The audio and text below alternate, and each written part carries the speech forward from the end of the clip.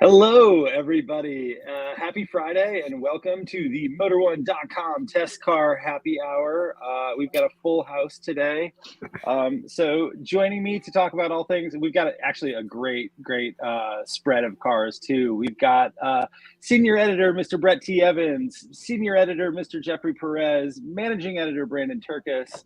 I am your MC for the moment, Seyth Miersma. And you guys, we've had a really amazing week in cars, right? I mean, honestly, Brett and Jeff, you guys are both back from Pebble Beach and or from Monterey Car Week, sorry, also Pebble Beach, and you had some really fun experiences, saw some really awesome stuff, and as it turns out, got to drive a couple of really cool cars on very different parts of the spectrum, right?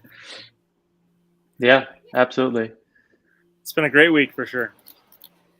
So I don't know where to go first, but why don't we start with Brett? We've been tending to bury the lead just a little bit on our headline car. So, plus Brett, I think the car that you were in this week is maybe the most out of sync with what everybody else was driving, but in a really good way, right? Yeah, absolutely. So everyone else was in some pretty fantastic 2022, 2023 model year cars. Mine is about 45 years older than that. So it was a Mercedes-Benz 450 SEL, a W116 generation. So this was the S-Class of the 70s and early 80s, and a very, very cool machine.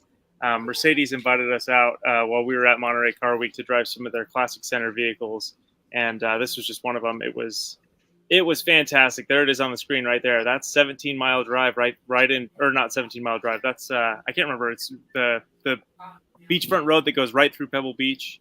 It was a beautiful, I think it is 17 day. miles. Yeah. Is it? Okay. Yeah. Yeah. Great day. Beautiful car. This vehicle, if you can believe it, has 250,000 miles on it, and it actually is in almost original condition. Mercedes acquired it from a gentleman who'd owned it for a long time, and he got sick and told his mother that he wanted the car to be, kept and preserved, and so she sold it to Mercedes for $1 after he passed away. They went in, they reupholstered the interior, they removed the aftermarket radio system, and that's about it. So this is a very original 250,000 mile car, and it was so cool. It was just like this. So this is only the 450 SEL. This isn't the 6.9, but it's still just like poured itself down the road, like tons of ground clearance, tons of suspension travel. So it just kind of like cushed over the bumps. It was just absolutely brilliant. Jeff was in the car right next to me, and we were just playing with all the buttons and switches and running the sliders, and everything just felt so like nostalgic and cool. It smelled, sounded, felt like nothing else on the road today. So it was a really fun, probably 30 minutes behind the wheel of that thing, and has me in the mind that I think I need to get a 1970s Mercedes sometime soon. It's so cool. That's just such a classic shape, and I'm a little or a lot older than you guys, so I still absolutely remember a time when that generation of Mercedes. Not that I was seeing a lot of SELs in Western Michigan, but that generation of Mercedes was everywhere, right? And so it's just so, in my mind, iconic. And in a lot of ways, I think if my default sort of visualization of what a Mercedes looks like is a lot like that vehicle right there. Right. Yeah. Just really clean, classic, long lines and all that stuff. So, I mean, it's like the de facto vehicle whenever like a movie or a TV show needs like a luxury car. They never pick new Mercedes. They always pick stuff like this, like Lucille Bluth could have afforded a new S-Class and she drove this instead, Right. So it's just this like vision of like fancy old money that still hasn't quite been surpassed today. So real quick, because I forgot to do my normal intro too. It's been a scattered Friday, y'all. I'm about to go on vacation. I'm mentally there already. You guys are watching us on a bunch of different platforms, whether you're watching us on YouTube, Twitter, or Facebook. All you have to do is leave a comment wherever you are, and we will be able to see it here and answer it. To that point, our old friend Kevin Hawthorne says hello from Lakeland, Florida again. Kevin's got a YouTube channel. I would say if you're on YouTube, click on his link because he's got a video that he would love for you to check out. Just a small Kevin Hawthorne plug since he's such a regular here. But if you guys have any questions about the 450 SEL or any of the other cars that we're about to talk about, please do post them for us so we can answer and chat. So Jeff, from the passenger seat, was this as luxurious a ride as you hope to have, or? Yeah, it was amazing. I mean, it was strange. I felt like I was sort of a giant, and I'm not a tall person, but I felt like I was a giant in this car because the how low the seats are and how like close to the actual floorboard I was in the passenger seat was strange. But all blue interior, blue carpet, blue in, like leather, blue everywhere, which was super cool. And then, like Brett said, all the buttons and the window controls, even just everything was so clicky. Like I just wanted to click all the buttons. It's super old school, super cool. I liked it a lot. Had that old Becker radio with the little volume knob that clicks over to turn on, and it just like that's just a feature that doesn't exist anymore, and I don't know why because it's so satisfying. So Yeah. it's just solid. Yeah, one my experience in driving like older, if they're very well preserved, which obviously it looks like this one has been or brought up to high specification, is that older luxury cars especially, you lose a lot versus modern cars in terms of like noise, like wind noise and road noise is hard to prevent, especially when everything is so thin. But the ride quality is always, it's like it's right there. Yeah. It always makes me wonder, like, why are we doing so much work and spending so much money on modern cars when It's just having a tall sidewall is improves the ride. it's because we the media ruined it. That's exactly why. We Probably. the media said we want low profile tires because they look cool and we want to pretend that we are sporty, so firm suspensions, and we have brought this upon ourselves. That is my proclamation on Friday afternoon. Yeah, give me a set of 14-inch magnesium wheels and just like, as much sidewall as you can afford. We have Noah has a Jaguar in the garage from '87, and it's exactly the same. I mean, you can take speed bumps at 40 miles an hour because it has 8.9 inches of ground clearance and huge rubber sidewalls. So that's just something that's missing in new cars. It's kind of a bummer. Yeah, I mean it's a good reason to have a classic car around, right? To have that sort of throwback experience, or one of these two. Again, maybe not an SEL, maybe something a little bit smaller if you're in the city. But honestly, like a classic car as like a nice weather runaround can be something that's a lot of fun too, and sort of a little less spirited, a little less pressured than maybe driving a more modern car. I'm still thinking about that Bronco from last week. Yeah, exactly. All right. So on the other half of Monterey, on the other side, like we all know that Monterey Car Week is all about classics, but it's also about ultra exotics and supercars. And Jeff, you were in something that definitely had a little less sidewall. Let's put it that way. Yeah, a lot less sidewall. I was driving the Rimac Nevera, which is the new electric hypercar from Croatia. They are just starting to deliver them this year. I think it was in production for a decade now at this point, and they're finally getting off the ground. So it was super cool to get behind the wheel of that, and there it is. That's a good color too. That green is really cool. That is production model 000. So that's not going to a customer. That is staying with Rimac at their factory, and they let me drive it around Monterey for 30 minutes, and it is fast, very fast. That's like the highlight. I mean, 0 to 60 in 1.8 seconds, 1914 horsepower. It is by far the fastest thing I've ever driven. It's crazy. And I'll be honest, like this is a great one to talk about because I don't know that much about Rimacs in general. I mean, I understand like that a little bit of their background and their history, but I don't know a ton about this model. I assume I'm looking at something that's kind of carbon fiber bodied or like extremely lightweight, other than the battery pack and like all the other exotic touch points that you would expect to have. Yeah, I mean it's definitely not lightweight. It's 4,700 pounds, which is because of all the battery packs and the electric motors. But the body is completely carbon fiber, so that green paint is cool, but all the black spots are exposed carbon fiber. Yeah, exactly. Largest carbon fiber chassis in any car. The carbon monocoque is the stiffest carbon monocoque in the world, more than any other car that's on sale right now. So how did it go around turns? It's amazing. The 0 to 60 time is obviously amazing, right? Like that's the highlight everybody sees.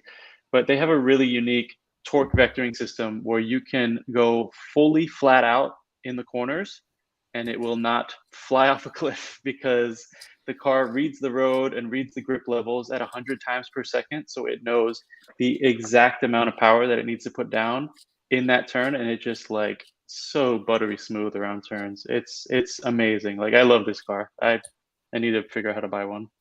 See, Probably. It kind of sounds to me like that system. I need to try it, but it sounds a little bit like God mode in a video game. Like, do you think like after a little while you'd be like, I kind of want to like not just mash the pedal and go. I kind of want some nuance to how I have to drive it. Did you ever feel? I mean, it was only a 30-minute drive, so I don't know if you had that much time to explore it. Yeah, it was a short drive, so it was hard to gauge. I mean, to me, I think it's a lot of personal preference too, right? Because I love a good car that has all the grip I need and never feels like it's going to get squirrely and just lets me go as fast as I possibly want around a turn.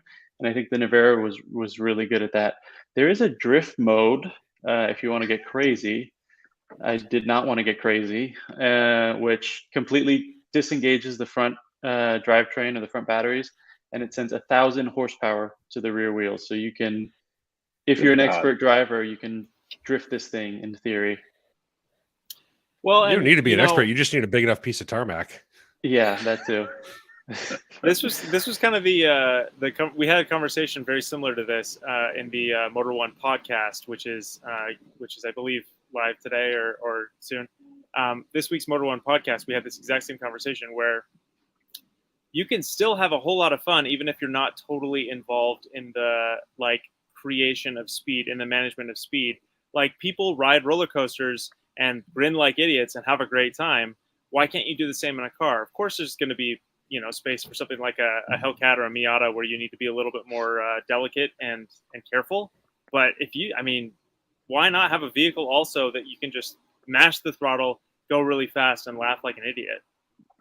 Yeah, and the thing is, this car, to me at least, was a little bit intimidating because you see the numbers and you see how crazy fast it is, and then you sort of see it and you get in it, and it doesn't feel like a Bugatti, doesn't feel like a McLaren even. It just feels like a nice grand touring car. And when you're not hammering it, it drives really nicely too. So it's sort of a really good mix of super crazy fast and also just a really comfortable touring car. Does the rest of it, so I see Kyle's teeing up hopefully a photo of the interior too. Does the rest of the experience sort of meet up with what I didn't even get the price tag. Do we know how much it costs yet? Like, but essentially does the 2.4 million. Okay, right. So it's a ridiculous question as I even phrase it in my brain, but does it feel like a $2.4 million car when you're in it too? Like the look, feel, all that stuff. That's kind of harder tough. to pull off, honestly. Yeah, I would say that when you see a Bugatti or even, a LaFerrari or something crazy like that, that this is a multi-million dollar car, right? The immediate reaction is that thing costs millions of dollars. This is way more understated, and even the interior is pretty understated. Like, you even get a nice big touchscreen in the center console, which I don't think a lot of modern hypercars have. And it just feels very normal. So quality-wise and luxury-wise, it's for sure the top end of what you can get in any car. But it's just really understated, and I think that's going to appeal to a certain demographic. I think it appeals to me more than a Bugatti does. But I think there are going to be some people who maybe look at it and say, yeah, it's a little plain, but who cares, Yeah, I mean, there's an element of something like this, especially at that price point. And again, like, they're showing off to people who are buying cars and investments or cars that will be with them for a lifetime, right? That understated isn't a bad thing. You don't necessarily need maybe for somebody who can afford this car, you don't need to be bolstered in your perception of yourself by having, a fancier shift knob or more knurling on some of the knobs. But right. And if you own this car, you probably also own a Bugatti anyway. So what I'm saying doesn't even matter. Right. Been there, done that. People who spend $2 million on cars don't have to choose. They don't have to make hard decisions. Exactly. Yeah. Beautiful. It's super fun, and I'm really fascinated with the company overall, just to sort of see how they progress, and even the fact that they're at Pebble is I think very of the time, right? Like, kind of right time, right place, I would think, for a vehicle like this, and a Monterey Car Week that was pretty busy by all accounts. So Yeah, absolutely. Great note from our DJ Kyle there too, telling you guys to check out. We've got an awesome article about the 40 most expensive cars in the world, and the Rimac is on there as well. Some other interesting metal. But Brandon, why don't we move to you? Moving down the price scale just a little bit, but considerably closer still in power. We're not moving that far down the power scale of what's sitting in your driveway right now. Yeah. Yeah. So a little backstory. I've basically done nothing but drive EVs since the beginning of July, and they've all been great. I really enjoyed it. I just got back yesterday from driving the Volkswagen ID Buzz, which I can tell you all about in a couple of weeks. But I needed a detox, or a retox, I guess you should say. So I did what any of us would do in that situation. I called up Dodge and I said, "Hey, can you guys help me out? I need some horsepower." And so they sent me a purple Dodge Challenger or Dodge Charger SRT Jailbreak, which is the Hellcat red eye with all of the basically all the customization options unlocked. So it is purple. The color is actually called Hellraisin, which everybody I've told has gotten a huge kick out of.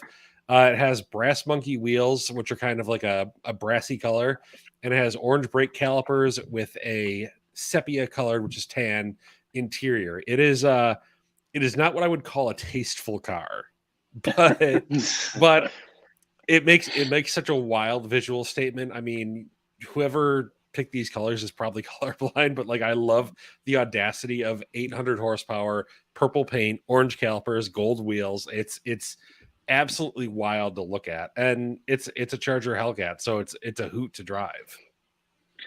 Yeah, I mean, listen, I'm going to say purple over gold is a classic combination, right? Purple over gold is a classic combination, yes. Yeah, we're not exactly talking the Los Angeles Lakers here, but like I do think that those things go together. But yeah, it feels like somebody just like, to your point, just like went completely wild or put the option sheet up on a dartboard or something, and then went a little bananas from this. But the funny thing is, if you play with like the jailbreak package, like you could have gone wilder. You could have added stripes. You could have added a black roof or a black hood or a blacked out spoiler. You really could have gone more wild. And so there was actually a degree of restraint at the same time.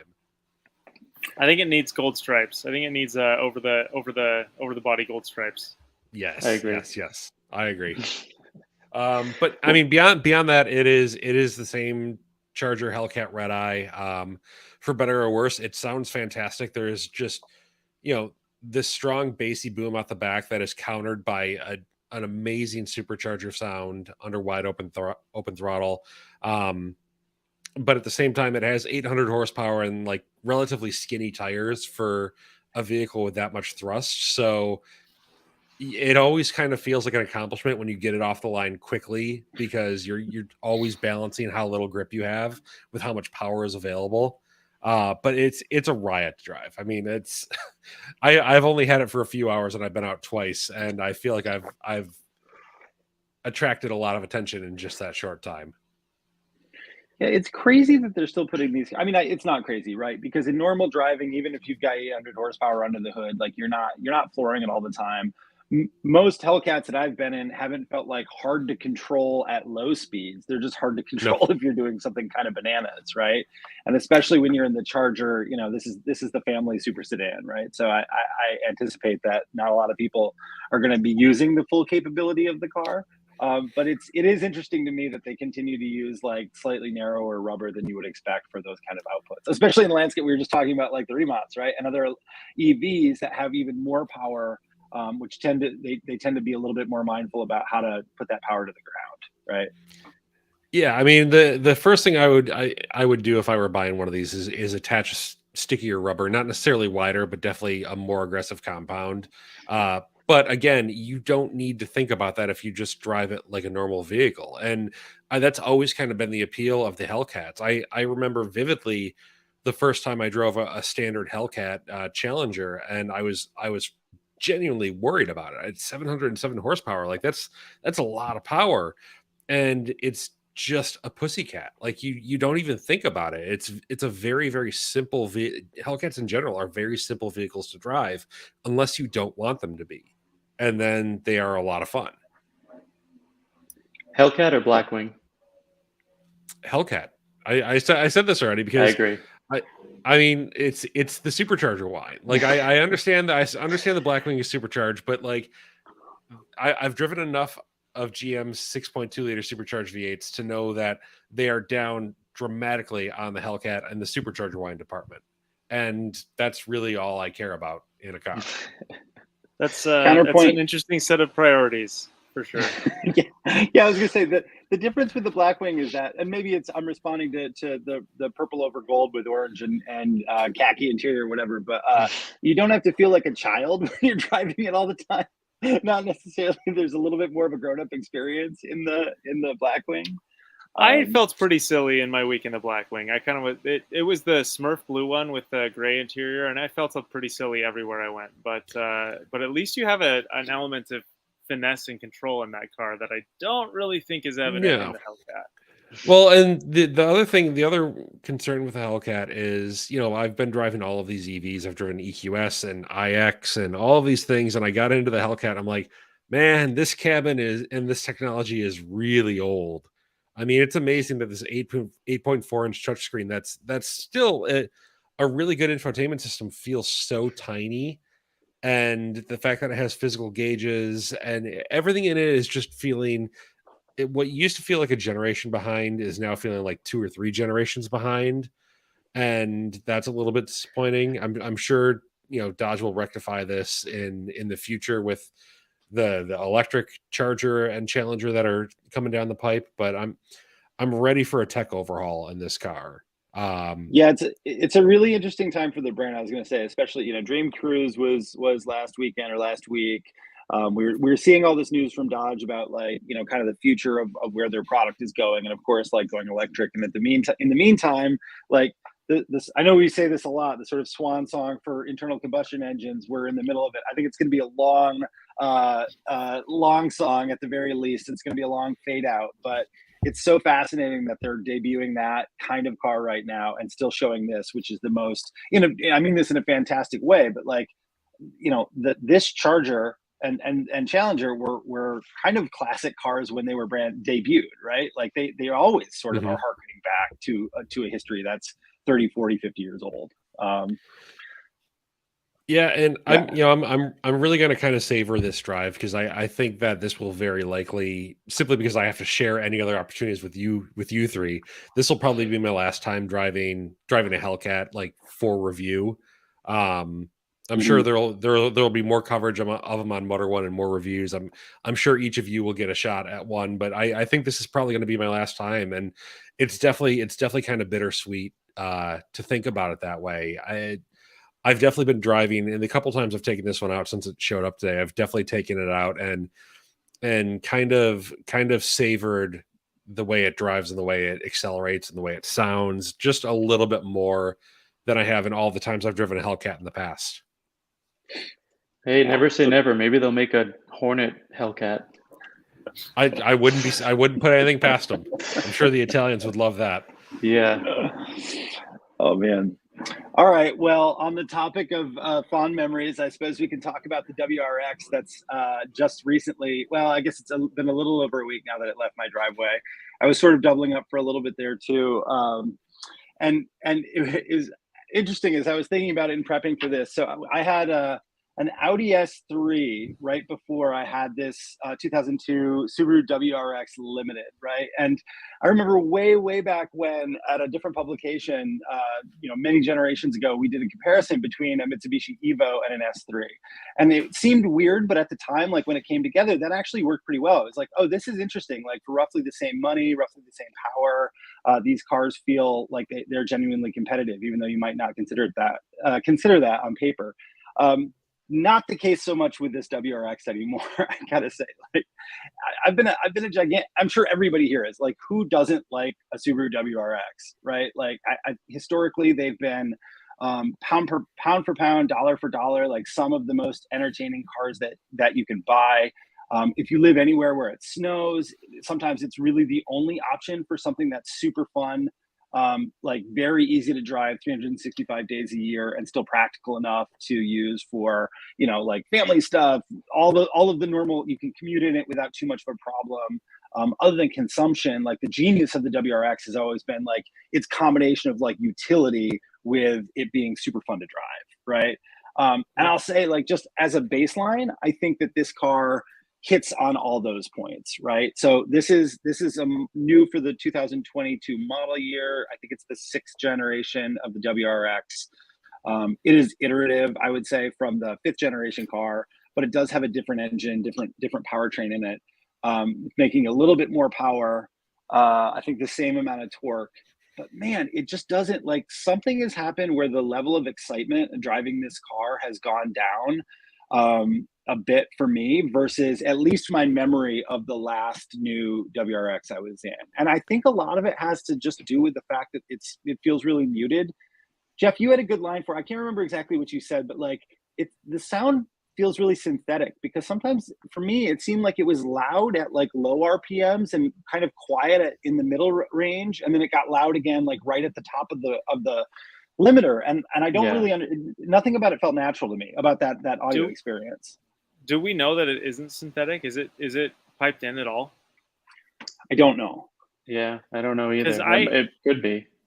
I was really surprised with that thing. Just the startup sound, like turning the key and turning the thing on, sounded very fake to me. And I wasn't sure if it was piped in or what, but because I kind of agree, Seth. I think that it just feels a little subdued more than it ever has before.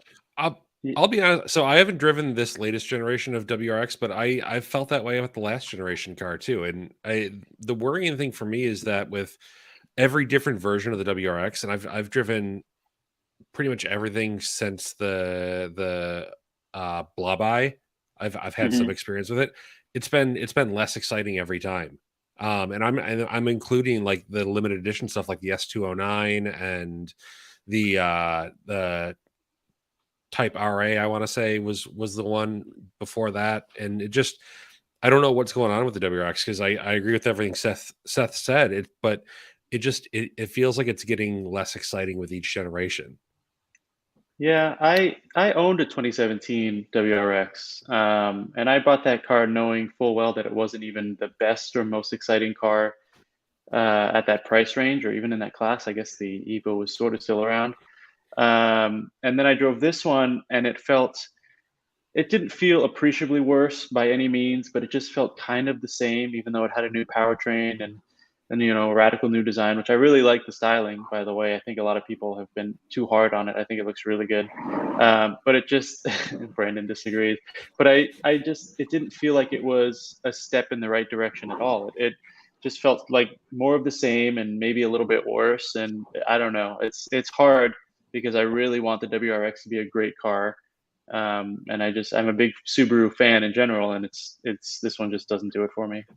Yeah, that's the thing. Like, I think Subaru as a brand is making some fantastic cars. I just feel like if there's one that really needs to be shaken up right now, it's the WRX. Yeah, it's funny. Go ahead, Brett. Go ahead. No, after you, please. I was just gonna say, like, I think that we're all kind of saying a lot of the same thing. Like, the car, I don't know about every generation. I don't know that I could say that I would remember. I'd have to go through it to say that every generation got less exciting for me, because this car, a WRX, shows up in my driveway. Historically, I have a really good week and I have a good time driving it. And I will say, like, to Subaru's credit, I took this car out on my normal sort of good driving road, took the long way home a few times, and took it out specifically to drive it. And when you push it, when you're on a curvy road, it's still excellent. Like, there's no, it is still a very quick, really capable driver's car that complements the driver quite a lot, right? So I think when you're pushing it, when you're doing what it's sort of intended to do, it's great. It's just that kind of like stoplight to stoplight, and that little, like, I'm just going to goose it a bit when I'm going around town and have a little bit of fun. It's almost like you have to work a bit. In a lot of ways, it actually reminds me of some of the turbo legacies of the past, where it was like, oh, you're kind of surprised. Like, if you would actually like run the car hard, you'd be like, this is pretty capable, but you don't expect it to be. And it doesn't really need to be day to day. The WRX, right. I feel like the equation should be switched, and it's not really. It's like, it's cheating a little towards every day more than excitement, I suppose. I think you pinned it. I think that it kind of lives in this uncanny valley where if you are pushing it, it's got really high limits. It's really fun. The engine is, I love that engine so much. That 2.4 turbo is so enjoyable to drive, but yeah, it just doesn't nail kind of that silly factor that you get in a car every time you drive it. Like a GTI rewards you every time you drive it. There's a few cars in that class that are just so fun, even when you're going 30 miles an hour in fourth gear. And I just don't. Unfortunately, I don't think the WRX is that. Yeah, there's a lot of competition. It's tough. I mean, you have the Elantra N now. You've got the new Civic Si, which is great. GTI is always good. Like, it feels like all those cars improved with their newest model years, and the WRX just got slightly better, maybe, and it sort of falls short compared to those. Well, I mean, what's the WRX's trump card at this point? Like, is it just all-wheel drive? Does it really? Yeah, I mean, so, and I like tip top secret. I know everyone, general public, thinks if you're driving in the snow, you need all-wheel drive. I'd take a GTI on snow tires over a WRX on factory all seasons in a heartbeat. You know, it's easy to counter the WRX's advantage.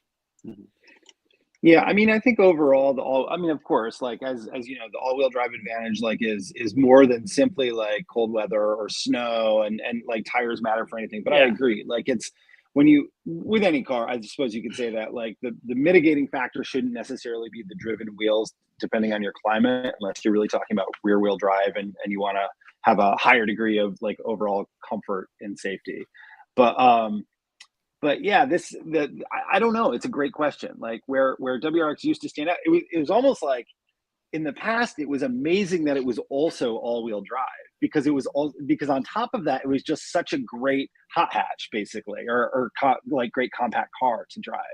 And now it's like we're struggling a little bit more for, again, like what is the point of view? I get it. And Brandon, you said something about the Hellcat, like, you know, the tech feeling old. And I will say this again, to their credit, like Subaru, they're doing all the same technology basically in all their vehicles right now. I think that the new touchscreen in this car is 12 inches or 11 and a half inches or something like that. But it's a really nice, like, we could argue probably a little bit about the UI, but like the overall effect, the processing is fast, the screen is crisp, it's got all the feature set that you would want to have and that sort of thing. It's just at some point I don't care about that if the car that I want to own is like a sport compact car, right? So yeah. And no new STI. And no new STI. Well, yeah, no new Not STI on this as we platform. know it.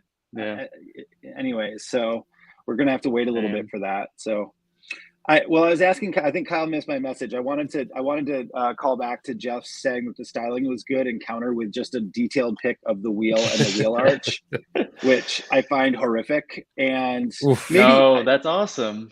That's terrible, Jeff. Maybe it's color specific. I was looking at some of our like our original write-up of the car, and it was in white, or one of the ones were in white. I think it works a little better with the white and the black wheel arches for me, but that's a tough look, man. That plastic cladding. Beveled wheel arches look good on the Lamborghini Countach and nothing else. It's never look good on anything else. It's like Subaru is like, well, we're not going to do the wing. Let's take all of the sass of the wing and apply it to the wheel arches, which is such a bizarre decision. I mean, Subaru, they're allowed to do that. And I'm sorry, like it is positively okay, maybe not positively. It is borderline criminal that you can't get gold wheels with World Rally Blue paint anymore. I know, like that's the, you know, an enthusiast purist argument, but man, like that angle especially does absolutely nothing for me at all. In profile, it really needs a giant wing. If it had a giant wing profile, I think you would feel a lot differently about the car. I would. It's this way. Yeah, it looks like a compact car, like it never has before. You know, it's always kind of looked cool and sporty. This side profile is like, look at the windows. That's 100% Corolla. Like that is very a Corolla frumpy greenhouse. It is very, very frumpy. I will say this though. Someone pointed out in a group that I was in when this WRX came out and the entire world was drawing lots and dividing themselves up. Someone pointed out that for like rally crossers, of which Subaru like has a lot of customers, this car is going to be a lot easier to repair after a race than any other Subaru previous, that's an important decision an important like consideration for someone who wants to race the car. After they lose their race, it's going to be But Shots here's fired. the thing, like, Jeff Perez, like ladies and gentlemen. how many of those rallycross customers are taking a brand new WRX? Like that argument almost feels like Subaru is like designing a car for customers 15 years down the road. Well, so first of all, thank goodness they are, because no one else is. And secondly, I actually think a fairly high number of people are doing that. I think there are. I hope that's the case. Who buy brand new Subarus and literally take them to Dirtfish or whatever the next day, or SCCA Rallycross the next day. I think that's like really hope more that's common than you think. I will say I have seen on Instagram that a lot of people who buy these, they're painting them. They're not keeping the plastic.